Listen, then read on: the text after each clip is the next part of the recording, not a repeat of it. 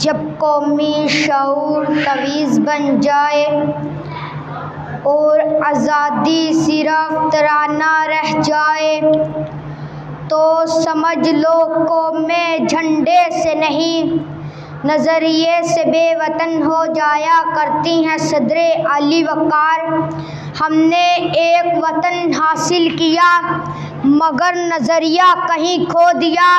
हमने सबज़ हलाली परचम ओढ़ा मगर किरदार को दफन कर दिया। हमने नारे तो बुलंद किए मगर खुद झुक गए मसलतो मुफाद परस्ती और गुलामी ज़हनियत के आगे। गुज़िश्ता दिन 14 अगस्त था। इस दिन हम फिर झंडियाँ लगा रहे थे, केक काट रहे थे, मोटरसाइकिलों पर बैंड बजा रहे थे। मगर सवाल ये है कि हम वाकई आज़ाद हैं? आज़ादी का मतलब सिर्फ अंग्रेज से निजात ना था, बल्कि जुल्म, झूठ, इस्तेहसाल और गुलामाना ज़हनियत से निजात था।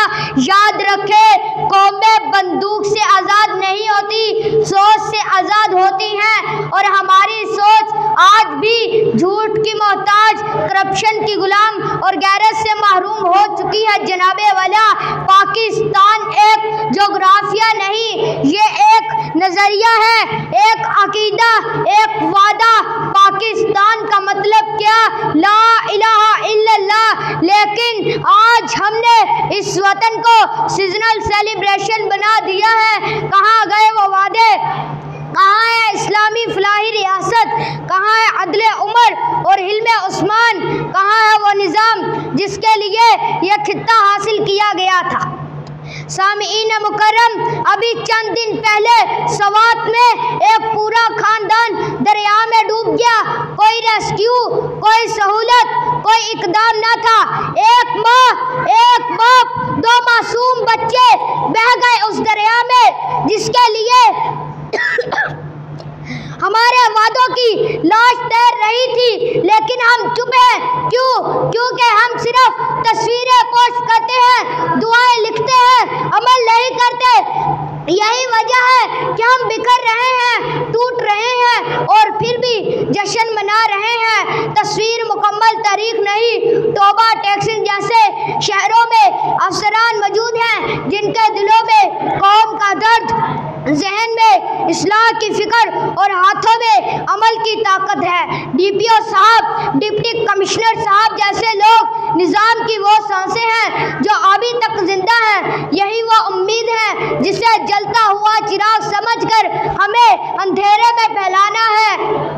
जनाबे वाला, कौमें सिर्फ हुक्मरानों से नहीं बनती, कौमें बनती है उस वक़्त जब हर फर्द खुद को जिम्मेदार मान ले। तो आओ 14 अगस्त को सिर्फ यौम आज़ादी ना समझो, इसे अहद का दिन बना लो। अहद करो के झूठ नहीं बोलोगे, अहद करो के नमाज नहीं छोड़ोगे, अहद करो के हलाल कमाओगे, अहद करो के पाकिस्तान को झंडे पर नहीं दिल में बसाओगे। क्योंकि अगर हम ना बदले तो अगले साल भी केक कटेगा, झंडा लगेगा और किसी और सवात में कोई और माँ अपनी औलाद बहा देगी और फिर हम सिर्फ तबसरे करेंगे, कुछ नहीं बदलेगा।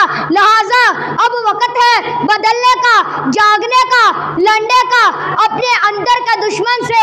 मैं अपनी बात इस शेर पर ख़त्म करता हूँ जो कौम के ज़वाल की तस्वीर को मुकम्मल खींच लेता है। ना समझोगे तो मिट जाओगे।